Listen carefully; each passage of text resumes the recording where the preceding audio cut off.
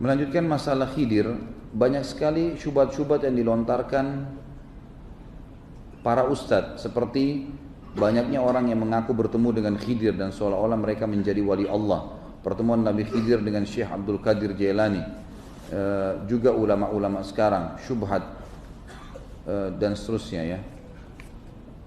Mungkin ditanyakan apakah ini benar atau tidak ya. Tidak pernah Nabi SAW yang lebih mulia daripada kita tidak pernah menukil pada riwayat saya baru bertemu dengan Khidir. Tidak pernah sama sekali. Ada riwayat tentang Isra Mi'raj cuma mengatakan saya dipertemukan dengan ruh para nabi di Masjid Aqsa. Itu ada. Tapi tidak disebutkan satu persatu nabi-nabinya kecuali di langit. Itu lain lagi kasusnya pada saat Mi'raj ke langit. Tapi di dunia tidak pernah. Kalau Nabi SAW tidak pernah mengatakan bertemu dengan Khidir, sahabat-sahabat Nabi yang menjadi teman-teman Nabi nggak pernah mengaku, bagaimana orang ini bisa mengatakan ketemu dengan Khidir? Gitu kan? Ini semua was-was syaitan ini, gitu kan? Ini nggak benar sama sekali. Menganggap Khidir akan datang kepadanya, memberikan salam kepadanya lah. Ini semua teman-teman sekalian, kalau saya sangat yakin mengikuti wahyu yang benar tidak akan terjadi. Tidak akan terjadi. Syekh Abdul Qadir Jailani adalah orang yang mulia ini. Ini adalah salah seorang dari mazhab Hanafiyah yang terkenal dengan ilmunya, tapi banyak orang salah gunakan namanya orang ini, ya, rahimahullah. Ini orang yang luar biasa sebenarnya dalam ilmu fikih, dalam ketaatan, tapi disalahgunakan. Akhirnya orang melukis-lukis, dianggap fotonya segala macam, kemudian dikatakanlah malam Jumat ruhnya bisa datang. Teman-teman sekalian, ruh tidak akan pernah kembali ke dunia, titik. Itu dalilnya, ya. Hadis Bukhari menjelaskan masalah itu. Waktu para sahabat mati syahid di perang Badar, kata Nabi SAW di depan jenazah para sahabat, teman-teman kalian ini sekarang ini wahyu sampai ke Nabi SAW, dan ini adalah mukjizat buat Nabi SAW, bukan buat semua orang. Ini teman-teman kalian sekarang sedang berbicara dengan Tuhannya. Mereka berkata, ya Allah, kembalikan kami di dunia, bukan untuk ketemu sama istri sama anak, kembali dagang, kembali hidup, enggak, kembali beraktivitas biasa, supaya kami ikut berperang lagi, kemudian kami terbunuh lagi. Karena gampang, tinggal ditusuk musuh dapat masuk surga tanpa hisab. Nggak ada susahnya gitu. Sampai para teman-teman yang membahasakan dinukil dari para salaf, kalau ada pedangnya musuh meleset dari dia katakan surga meleset. Gitu. Nah, iya. Orang tidak boleh sengaja bunuh diri, tapi kalau memang musuhnya berhasil lewatkan, berarti lewat surga. Tadi kalau kena saya masuk surga. Ada sahabat pernah ngantar suratnya Nabi SAW ditombak oleh orang-orang Persia, mati. Lalu dia mengatakan fuztu birabbi Ka'bah, ya. Saya menang atas nama Tuhannya Ka'bah, maksudnya Allah Subhanahu wa taala. Orang-orang Persia bilang, ini orang aneh, ditombak, berdarah, mati, dia bilang saya menang. Mereka telusurin, apa sebabnya ini? Kenapa orang Islam ini kalau mati malah gembira? Baru mereka dapat informasi ternyata kematian itu akan masuk surga kalau dibunuh sama orang kafir begini dan begitu. Mereka dapat informasinya sangat bagus sebenarnya, gitu kan? Jadi teman-teman sekalian, masalah orang yang mengaku bertemu dengan Khidir ini, bertemu dengan Abdul Qadir Jailani rahimahumullah, ini ahli status salam dari Nabi Khidir, ini semua adalah khurafat-khurafat yang dibuat dan tidak ada sama sekali, tidak pernah. Dan para sahabat Nabi SAW tidak pernah seperti itu. Akhirnya Nabi SAW tadi mengatakan dalam riwayat, setelah itu Allah berfirman kepada mereka di Badar, sudah menjadi sunnahku, hukum peraturanku, tidak mungkin orang yang mati kembali lagi. Anda boleh kembali kepada riwayat perang Badar di riwayat Imam Bukhari, jelas sekali kok itu, ya. Sudah menjadi hukumku, gitu kan? Tidak mungkin orang yang sudah mati kembali lagi ke dunia. Maka mereka berkata, ya Allah, kalau begitu sampaikan saja berita gembira kepada saudara-saudara kami yang belum mati syahid, agar mereka nggak usah takut. Perang saja mati, mereka akan dapat kok. Lalu Allah turunkan Al-Qur'annya. A'udzubillahi minasyaitonirrajim wa la tahsabanna alladziina qutilu fi sabilillahi amwata. Jangan kalian pernah mengira orang-orang yang terbunuh di jalan Allah mereka mati. Bal ahya'u inda rabbihim yurzaqun, tapi mereka hidup dan mereka di sisi Tuhan mereka diberikan rezeki. Ini turun kepada sahabat-sahabat yang mati di perang Badar. Farihina bima atahumullah min fadli. Mereka sangat gembira dengan apa yang Allah berikan kepada mereka.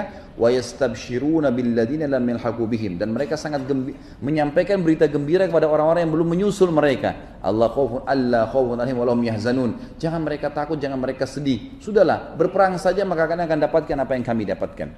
Tapi di sini menjelaskan Kalau ada ruh yang bisa kembali teman-teman sekalian, yang lebih berhak kembali adalah orang-orang soleh seperti ini.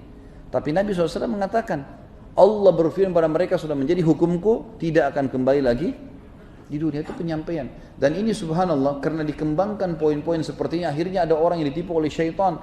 Dia kira ruhnya ayahnya datanglah, dia kira ini, dia kira itu. Sebagai penutup saya berbagi, pernah saya isi pengajian, juga pernah saya sampaikan kisah ini, tapi saya ulangin untuk penutup bahasan kita.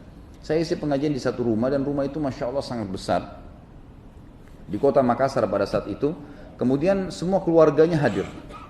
Ini waktu awal-awal saya balik dari Madinah, sekitar tahun 2000-an ya, tahun 99-98 saya kembali, sekitar tahun 2000 pengajian ini. Kemudian semua hadir di pengajian, tiba-tiba ada satu anak perempuan lewat di dekat kolam renang agak jauh. Terus saya tiba-tiba tidak tahu kenapa saya ingin bertanya. Saya bilang sama yang punya rumah, Pak, ini semua sudah hadir. Dia bilang sudah hadir. Perempuan yang jauh sana lewat itu siapa, Pak? Oh, itu anak saya, Ustaz. Kenapa tidak hadir, Pak? Biasanya kan memang ada tempatnya sendiri, dipasangin hijab sendiri.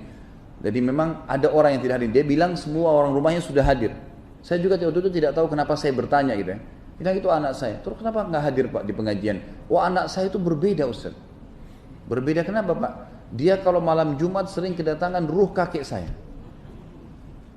Gimana ceritanya, Pak?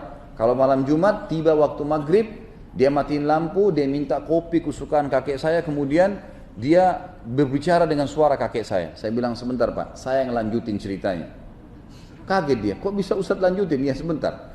Kalau yang saya sampaikan sebentar lagi ini benar, berarti percaya itu dari syaitan. Dia bilang silakan Ustaz, baik.